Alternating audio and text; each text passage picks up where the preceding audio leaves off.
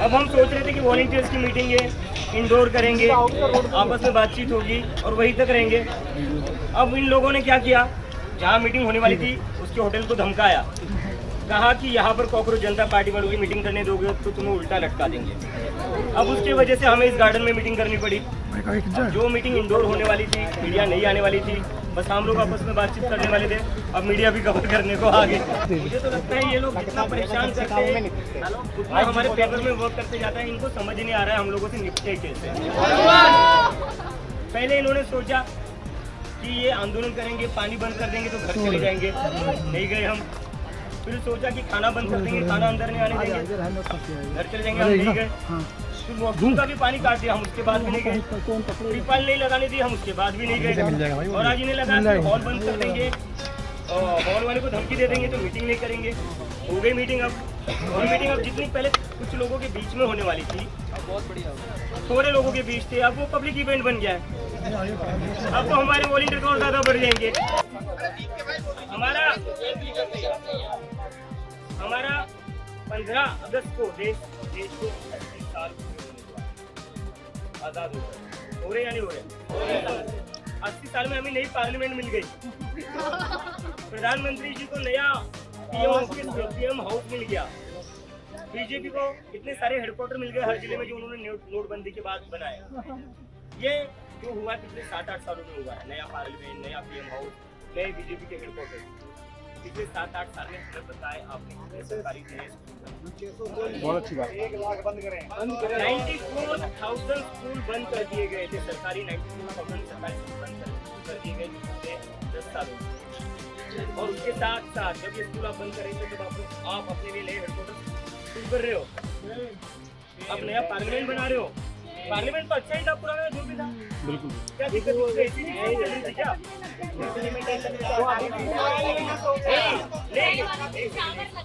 नहीं, या उसमें तो है के लिए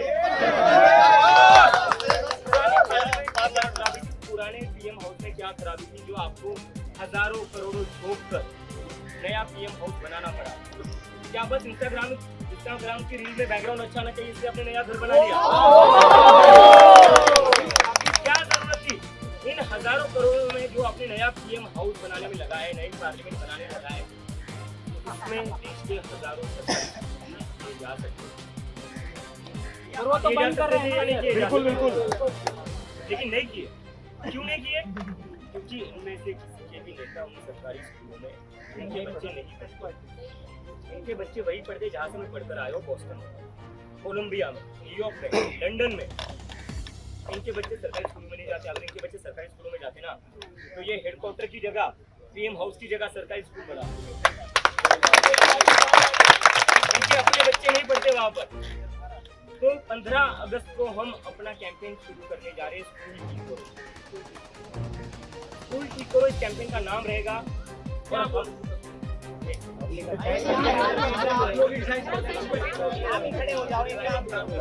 स्कूल ठीक करो। हमारे कैंपेन का नाम होने वाला है, जो हम 15 अगस्त को लॉन्च करने जा रहे हैं।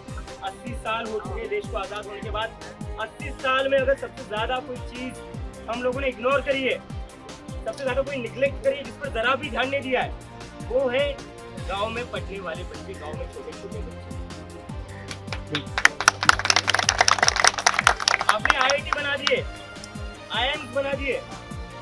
अरे जो किसान का बच्चा है, जो मजदूर का बच्चा है, जब उसकी 10वीं तक की पढ़ाई अच्छी नहीं हो पाती तो आईआईटी और आईएम में कैसे जाएगा, आईएम में कैसे जाएगा? जब तक उसको अच्छी प्राइमरी एजुकेशन नहीं मिलेगी वो कैसे जाएगा? और जब उसके माता पिता महीने के बस 10,000 कमाते हैं, उसमें से वो कैसे जाकर कॉलेज की डिग्री लेगा? तो इसलिए 15 अगस्त के बाद कॉकरोच जनता पार्टी का जो फोकस रहेगा वो इस देश के गांव में रहेगा, गांव में जो बच्चे हैं उन पर रहेगा।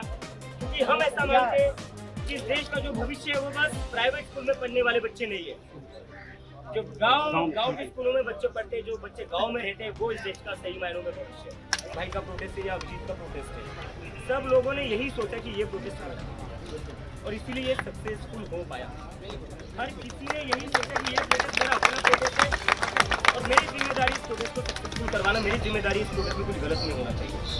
और इसीलिए जो जीत हुई हमारी, वो जीत सबको एक पर्सनल विक्ट्री की तरह लगी। और वो जीत सिर्फ जो लोग जंतर मंतर पर आए थे उनको नहीं लग रही। इस देश में जो लोग अपने घरों पर बैठे थे, डाइनिंग टेबल पर जो डिनर कर रहे थे, तभी ये बात कर रहे थे कि हम जीत गए। इस देश का बच्चा क्यों ना हो, उसके माँ बाप क्यों ना हो, कोई बुजुर्ग क्यों ना हो, हर कोई यही कह रहा था हम जीत गए।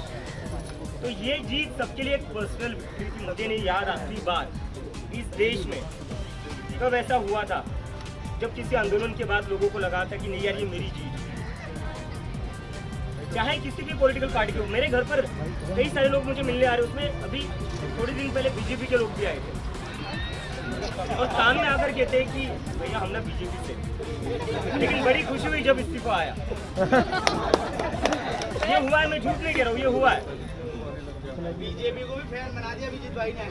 देखो बात ये है कि मुद्दों की बात करोगे ना तो फर्क नहीं पड़ता कौन सी पार्टी करो, क्योंकि बीजेपी वालों के बच्चे भी तो पढ़ाई करते हैं। जो मंत्री हैं उनके बच्चे तो बाहर चले जाते हैं पढ़ने, लेकिन जो बीजेपी का कार्य करता है उसके बच्चे भी तो नॉर्मल स्कूल में ही जाते हैं। उसको भी तो 1-1 लाख फीस भरनी पड़ती है। जिसके पास कहाँ से आ रहा है पैसा, उसके पास तो पैसा नहीं आएगा।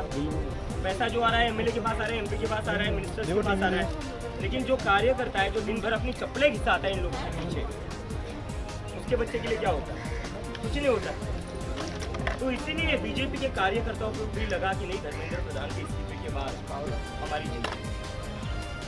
तो इसलिए मैं कह रहा हूँ बार बार कि जब तक हम पब्लिक के मुद्दों पर बात करेंगे तब तक फर्क नहीं पड़ता है कि कौन सी पॉलिटिकल पार्टी की आइडियोलॉजी है या आपकी क्या आइडियोलॉजी है, आप कौन सी पार्टी को सपोर्ट करोगे। जब आप जनता की बात करोगे, जनता के काम करोगे, और जिस तरीके से हम सभी ने जंतर मंतर पर ठोक दिया था, 36 दिन बैठे थे, 45 डिग्री की धूप में भी बैठे थे, जब बारिश हुई तब भी बैठे थे, जब आंधी चली थी तब भी बैठे थे, जब लाठी चार्ज हुआ तब भी बैठे थे, उसके बाद आज भी बैठे हैं। आगे भी तैयारी है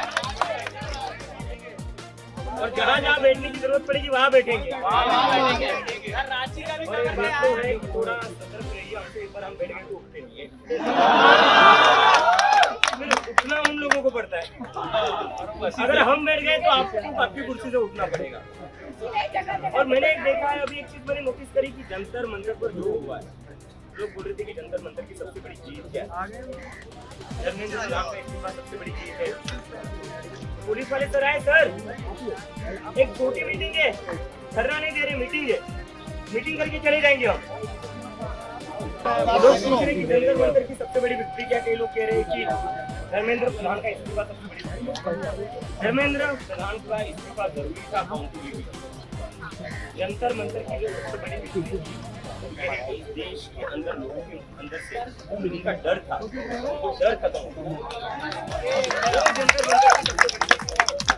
लोगों के मन के अंदर से डर खत्म हो चुका है और उसी के कारण आज हम देख रहे हैं यूपी में छोटे छोटे बच्चे डीएम के ऑफिस में चले गए, छोटे छोटे बच्चे चले गए डीएम के ऑफिस में घुस गए कि क्यों हमारे स्कूल के सामने रोड नहीं है। और ये बहुत शर्म की बात है। अगले 2-3 दिनों में हमारे देश को आजाद होकर 80 साल होने वाले हैं। 80 साल के बाद भी उन बच्चों को अपने स्कूल के लिए, सड़क के लिए लड़ना पड़ेगा। महाराष्ट्र जहाँ से मैं आता हूँ, मैं देख रहा हूँ लड़कियां कह रही है कि यहाँ से, हमारे गांव से हमारा जो स्कूल है 7 किलोमीटर दूर है, हम कैसे पैदल जाएंगे वहां तक, बरसात में कैसे जाएंगे हम। उन बच्चियों को लड़ना पड़ रहा है ताकि उन्हें स्कूल की बस ट्रांसपोर्ट मिले सरकार से। 80 साल की आजादी के बाद भी जब हमारे गांव में जो बच्चे रहते हैं उनको ना स्कूल ढंग के मिलते, जब बच्चे स्कूल जाते हैं ना पानी की सुविधा होती है, ना वॉशरूम की सुविधा होती है, ना बेंचेस होते हैं, दीवारें होती है। अभी यहाँ पहुँचने से कुछ मिनट पहले मैंने न्यूज देखी, महाराष्ट्र में एक स्कूल का स्लैब गिरकर वहाँ पर 13 बच्चे इंजर्ड हुए। तो ये इस देश में सरकारी स्कूलों की हालत है। लेकिन आप लोगों को देखकर और बाकी सारी देश में जो हुआ 20 जुलाई उसके बाद देखकर इन बच्चों में भी गुस्सा आ गया कि नहीं, जरूरत पड़ी तो हम भी लड़ेंगे। तो ये छोटे छोटे बच्चे जिनको बस स्कूल जाना था, पढ़ाई करना था, मजबूरी में अब इनको भी सड़क पर उतरना पड़ रहा है, डीएम को उतरना पड़ रहा है। और बच्चे जब कह रहे हैं कि हमारे स्कूल की वोट नहीं बनती, तो अब सरकार तो ये जंतर मंतर की सबसे बड़ी चीज है। जो 10-10 साल के बच्चे हैं उनको भी लड़ना सिखा दिया है। 15 अगस्त को हम एक बहुत बड़ा कैंपेन शुरू करने जा रहे हैं, जिसमें आप सभी को कंट्रीब्यूट करना है, कंट्रीब्यूट नहीं करना है। जैसे जंतर मंतर पर आप सबने सोचा था कि नहीं ये मेरा प्रोटेस्ट है, ये मेरा आंदोलन है, मुझे इसमें कुछ रोकना है, वैसे आपको फिर से सोचना।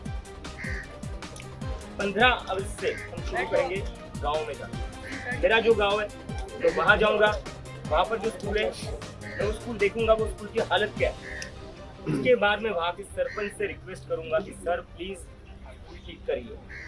उसमें जो मदद लगेगी वो मदद हम करने को तैयार हैं। और ऐसे ही गांव से बच्चा पढ़कर आया था जिसको हम मिसाइल मैन कहते हैं। अगर हम बच्चों को अपॉर्चुनिटी दे, अगर हम उनके लिए काम करें, अगर हम अपने गाँव में बच्चों को सपोर्ट दे, स्कूल ठीक करें, तो एक अब्दुल कलाम ने ऐसे हमें हजार अब्दुल कलाम मिले। बहुत अच्छी बात, बहुत अच्छी।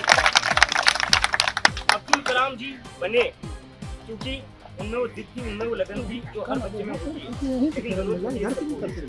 उनके फैमिली ने उनको बहुत सपोर्ट किया था, लेकिन हर परिवार अपने बच्चे को ऐसा सपोर्ट नहीं कर सकता, इनकरेज नहीं कर सकता। मैं गाँव में जाया करता था जब छोटा हुआ करता था छुट्टियों में, तो मैंने देखा है कि मेरे जितने भी गाँव के दोस्त थे, मैं गाँव में छुट्टियों में खेलने जाया करता था। तो छुट्टियों में क्या करते थे, कंस्ट्रक्शन के काम पर जाते, ईंटें बनाने जाते थे। तो ये हालत है। जिस उम्र में मैं अपने गांव में खेलने जाया करता था, तब मैं जाकर देखता था कि मेरे चाचा के लड़के, मेरी बुआ के लड़के, मेरे जो दूसरे दोस्त थे गाँव के, तो कोई गैरेज पर जा रहा है काम कर रहे, कोई ईंटों की भट्टी पर जा रहा है काम कर रहे, कोई कंस्ट्रक्शन के पर जा रहा है काम कर रहे। और कौन सी उम्र में, 14 साल 15 साल पढ़ने की उम्र में। और उसके बाद मैंने एक चीज देखी, काम करने जाता है ना, उसके बाद वो ये रहता है कि यार 10वीं पढ़ ली, अब आगे पढ़कर मेरा क्या होगा, मैं थोड़ी ना कोई डिग्री ले पाऊंगा, मैं थोड़ी ना कोई इंजीनियर बन पाऊंगा, डॉक्टर बन पाऊंगा। तो वो करता क्या है, फिर वो सोचता है कि नहीं यार मैं कंस्ट्रक्शन में ही लग जाता हूँ, नहीं यार मैं ईंट के भट्टों में ही लग जाता हूँ। ये सच्चाई है, ये मैंने देखी है। क्योंकि मेरे कई सारे दोस्त, अभी भी मैं गाँव में जाता हूँ तो कोई गैरेज पर बैठा है, कोई कंस्ट्रक्शन का काम कर रहा है लेबर का, और मैं पूछता हूँ कि तू कैसा है, क्या चल रहा है, तो कहता है भाई यही हमारा हाल देख ले। और मुझे बहुत बुरा लगता है क्योंकि ये वही बच्चे जिनके साथ में बचपन में खेला करता था। मैं तो पढ़कर अमेरिका चला गया, वो बच्चे भी जा सकते थे, लेकिन फर्क उनमें और मुझमें ये था, मेरी स्कूलिंग प्राइवेट स्कूल से हुई थी, वो सरकारी स्कूल में, उनमें और मुझमें ये फर्क था। और एक फर्क था कि मैं थोड़ा अच्छे शहर में पला बड़ा, वो गाँव में पले बड़े। अगर वो शहर में पढ़ते लिखते बड़े होते तो वो भी अमेरिका जा सकते थे, उनको भी मिलती वो अपॉर्चुनिटी। लेकिन वो गाँव में थे, वहाँ पर किसी की नज़र नहीं आती, वहाँ पर ना सरकार की नज़र जाती है, ना शहरों में जो लोग रहते हैं। वेरी सॉरी टू से, हम जो शहरों में लोग रहते हैं, हम भी अपने गाँव में, जैसे कि मैंने कहा ना, मैं खुद खेलने के लिए जाता था। मेरे लिए गाँव को जाना मतलब क्या है, खेलने जा रहा हूँ, मजे करने जा रहा हूँ। लेकिन उन लोगों की जो जिंदगी है वो संघर्ष है, हर रोज एक संघर्ष है। तो इसलिए हम चाहते कि गांव में जितने भी बच्चे हैं, उसके बाद कांग्रेस जनता पार्टी का सबसे बड़ा फोकस है गाँव में रहने वाले बच्चे, इस देश का भविष्य प्राइवेट स्कूल में रहने वाले बच्चे, गाँव में रहने वाले बच्चे। हम चाहते कि गाँव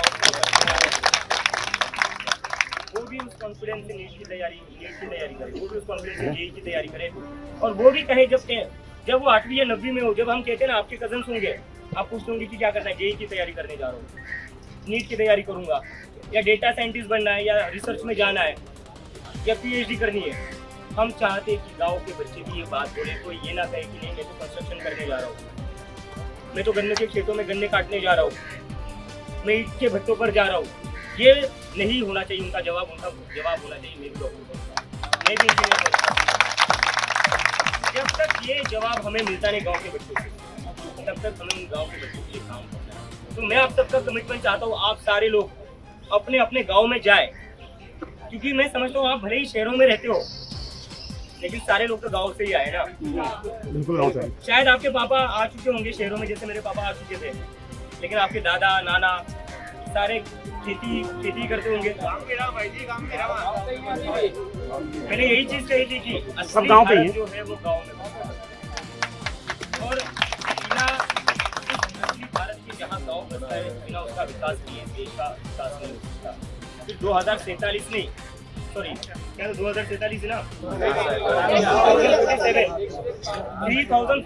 4047 में भी ये इंडिया डेवलप नहीं होगा जब तक हम अपने गाँव का विकास नहीं करेंगे। गाँव में जो सरकारी स्कूल है उनको ठीक करने की बात करने वाले हैं ना, वो हमें रोकते हैं, क्योंकि इस चीज की क्यों किसी को दिक्कत हो सकती है। क्या हम किसी पार्टी का नाम ले रहे हैं यहाँ पर? हम गांव के सरकारी स्कूल ठीक करने की बात कर रहे हैं, तो उसको ठीक करने में किसी को क्या दिक्कत है? अगर उसको किसी को ठीक करने में कोई दिक्कत है, जो चीज़ आप हमारे लिए कहना चाहते हैं, मैं आपकी कहता हूँ, फिर आप अगर आप चाहते हो इस गांव में रहने वाले बच्चों को अच्छी शिक्षा ना मिले, तो आप एंटी नेशनल। तो आप लोगों के सामने एक टारगेट है, अगले 2 महीने में हमें कुछ भी करके साथ में आना है, स्कूल में जाना है। गांव के जो सरपंच है, गांव के जो लोग हैं, अपने अपने गांव के लोग, पंचायत वालों से रिक्वेस्ट करिए कि प्लीज स्कूल ठीक कर दीजिए, और कोई मना नहीं करेगा, लेकिन प्यार से करवाना। जहाँ धरना देना पड़ेगा वहाँ धरना भी दे देंगे, लेकिन पहले प्यार से बात करेंगे, और उसके बाद बस जाकर नहीं आना। 15 दिन बाद फिर से चक्कर लगाना है, काम हुआ या नहीं वो भी देखना है, और उसके 15 दिन बाद देखना है कि काम ठीक से हो रहा है या नहीं। उसके बाद देखना है काम ठीक हुआ तो उसके बाद क्या काम पूरी तरीके से ठीक हुआ, क्या वहाँ पर पानी आ रहा है, क्या वहाँ पर बेंचेस है, क्या वहाँ पर वॉशरूम है, कितना किलोमीटर बच्चों को पैदल चलकर जाना पड़ता है, ये सब हमें चेक करना है। क्योंकि जो गांव में सबसे बड़ी प्रॉब्लम है वो ये है कि मैंने भी देखा है, मेरे भी चाचा के जो लड़के थे, लड़कियाँ थी, उनको भी पैदल चलकर जाना पड़ता था। क्योंकि मैं जब गांव जाता था तो मैं भी एक बार उनके साथ पैदल चला गया था। पैदल चलने के बाद मैंने देखा उनको स्कूल 5 किलोमीटर दूर था। मैं तो थक गया था, लेकिन वो लोग तो ऐसे जा रहे थे कि जैसे मतलब कोई बड़ी बात ही नहीं है। लेकिन education should not be hardship, getting education should not be A struggle. वो हमारा फंडामेंटल राइट है। जिस तरीके से एजुकेशन मेरा फंडामेंटल राइट था, आप लोगों का फंडामेंटल राइट था, वो जो लड़का लड़की गांव में है उनका भी फंडामेंटल राइट है। डॉक्टर बाबा साहेब अम्बेडकर ने उनको अधिकार दिया है जो दिल्ली, मुंबई, पुणे, बैंगलोर में नहीं, मजबूरी में सिग्नल पर तिरंगा बांटते हैं।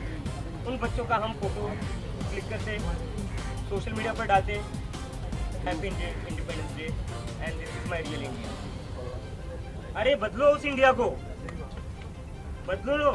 कब तक आप सिग्नल पर खड़े बच्चों के हाथ में तिरंगा सोशल मीडिया पर डालोगे? उससे लाइक्स और शेयर आ जाएंगे, आप अपने घर चले जाओगे। उसके बाद वो बच्चा आज तिरंगा बेच रहा था, कल 2 रुपए की पेन बेचेगा और फिर कटा आएगा, भैया पेन ले लो खाने के लिए। ये बदलना पड़ेगा हमें।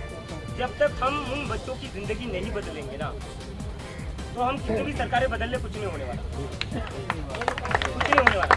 क्योंकि देश में 80 साल में बहुत सरकारें आई, बहुत सरकारें गई, लेकिन आज भी 80 सालों में एक चीज लगातार है। 15 अगस्त को आपको ट्रैफिक लाइट, ट्रैफिक सिग्नल पर बच्चे मिलेंगे जो 5 रुपये में तिरंगा बेचते, 5 रुपये में तिरंगा वाला बैच बेचते हैं, और जैसे 15 अगस्त हो जाता है तिरंगे की जगह उनके हाथ में 2 रुपये का पेन होता है। तो देखो दोस्तों, ये एक है कि मैं आपसे रिक्वेस्ट करता हूँ, अब हमारा जो सोशल मीडिया पर अब हम वो बस चीज़ें नहीं करेंगे जहाँ पर हम गरीब बच्चों को और बोलेंगे कब बदलेगा हमारा। हमें बोलना है हम बदलेंगे, तो मुझे पूरा यकीन है हम बदल सकते हैं। 12 साल की पहली बार अगर सरकार से किसी ने इस्तीफा लिया है, अगर हम ठान लें तो हम भारत बदल सकते हैं। और इसके बाद अगर हमने ये चीज़ कर दी ना, अगर मैं एक टारगेट देना चाहता हूँ आपको, टारगेट बहुत छोटा है, बहुत छोटा है। मुझे लगता है कि अगर हम चाहें तो इस टारगेट को 1 महीने में ही कंप्लीट कर सकते हैं, लेकिन मैं 2 महीने देता हूँ, क्योंकि हम पहली बार ये कर रहे हैं। 2 महीने में अगर हमने कलेक्टिवली साथ में आकर प्रेशर बना लिया सरकारी स्कूल को ठीक करने का गांव में, अगर हमने ऐसे 100 भी सरकारी स्कूल ठीक कर दिए ना, तो आप देखिए ये कैसे एक चेन रिएक्शन बनेगा। जैसे हमें देखकर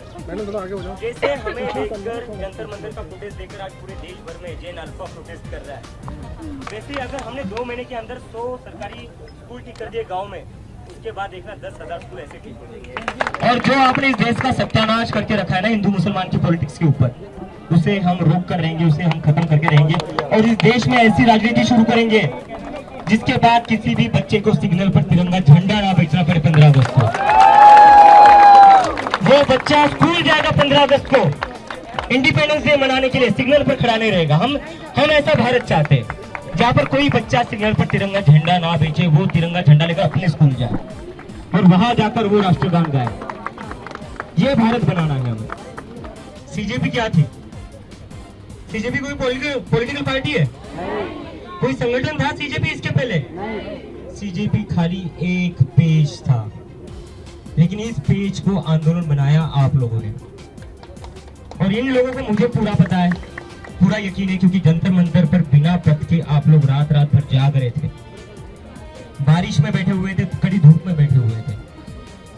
तो वहां पर तो किसी के पास पद नहीं था, फिर भी लोगों ने खुद को झोंक दिया था, देश की सेवा के लिए झोंक दिया था, इस देश की शिक्षा व्यवस्था को बदलने के लिए झोंक दिया था। तो आगे भी हमें इसी जुनून के साथ काम करना है, और टीम एक्सपांड होगी तो सबको उसमें रोल जरूर मिलेगा, रोल जरूर मिलेगा। देखिए बहुत बड़ा आंदोलन बन चुका है, पूरे देश भर में फैलना है। तो कहीं पर भी जल्दबाजी मत करिए कि नहीं मुझे पद नहीं मिल रहा है, या मुझे ये नहीं मिल रहा है, मुझे वो नहीं मिल रहा है। जल्दबाजी मत करिए। कई बार क्या होता है ना, हम जल्दबाजी कर देते हैं। पेशेंस। 36 दिन बैठे हुए थे हम, जब हर इंसान कह रहा था कि इस्तीफा नहीं मिलेगा, क्यों बैठे हुए हो, फिर भी बैठे हुए थे। पेशेंस दिखाया था, रेजिलियंस दिखाया था, और उसके बाद वो हुआ जिसकी हमें भी उम्मीद नहीं थी। मुझे भी नहीं लग रहा था इस्तीफा आएगा, मैं सच बोलूं तो। और आपको अगर झूठ लग रहा होगा ना, एक रिपोर्टर का मुझे कॉल आया था ठीक एक रात पहले, पूछ रहा था भाई क्या लगता है इस्तीफा होगा? मैंने कहा भाई मुझे तो पता नहीं। तो कहता बेटा क्यों है? मैंने बोला इस्तीफा देना ना देना उनके हाथ में, मेरा काम है लड़ना, मैं लड़ूंगा, मैं पीछे नहीं हटूंगा। मेरा काम है लड़ना, मेरा काम है कोशिश करना, और मैं कोशिश करते रहूंगा, मैं लड़ूंगा, मैं यहाँ से हटूंगा नहीं। अगर मुझे यहाँ से हटाना है तो पुलिस को गिरफ्तारी करना पड़ेगा।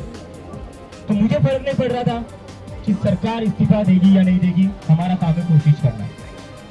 तो वही इंटेंशन के साथ हम लोगों को लग रहा है अगले 2 महीने के लिए, और अगले 2 महीने में अगर हमने 100 सरकारी स्कूल ठीक कर दिए तो आप लोग सही में मैं कह रहा हूँ। देखिए इलेक्शन पास में आ रहे हैं, इलेक्शन आ रहे हैं, और इलेक्शन भी ऐसे स्टेट्स के आ रहे हैं जहां से बस उस स्टेट की सरकार डिसाइड नहीं होती है, केंद्र की भी सरकार डिसाइड होती है। तो अगर इन लोगों को, अब किसी पार्टी का नाम नहीं ले रहा है यहाँ पर, अगर इन लोगों को हमारे वोट चाहिए तो आओ हमारे गांव में सरकारी स्कूल ठीक करो,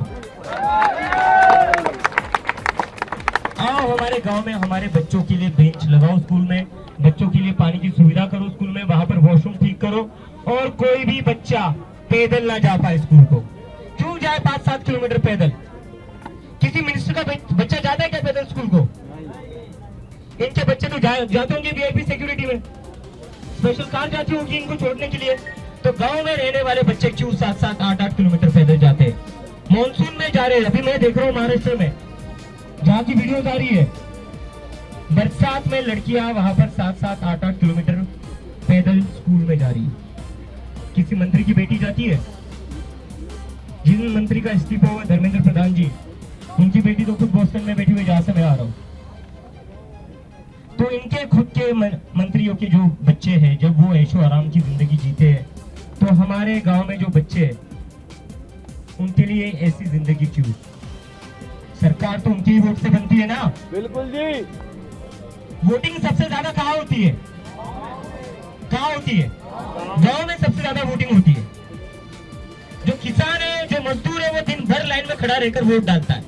शहर के लोग तो एक बार के लिए सोच देते यार धूप बहुत ज्यादा है, मैं इतनी देर लाइन में खड़ा नहीं रह पाऊंगा, मैं वोट नहीं डालूंगा, या मैं ट्रिप के लिए चले जाता हूँ, दिन की छुट्टी है। लेकिन जो किसान है, जो मजदूर है, वो दिन भर धूप में खड़ा रहता है और वो वोट डालता है। और जो इंसान, जो औरत सरकार बनाती है, उसी के बच्चों को अच्छी स्कूल नहीं मिलती, उसी के बच्चों के स्कूल में वॉशरूम्स नहीं होते, बैठने के लिए बेंचेस नहीं होती है, बोर्ड्स नहीं होते, टीचर्स नहीं आते, और जिनको ये चुनकर भेज देते हैं उनके बच्चे चले जाते हैं अमेरिका पढ़ने के लिए।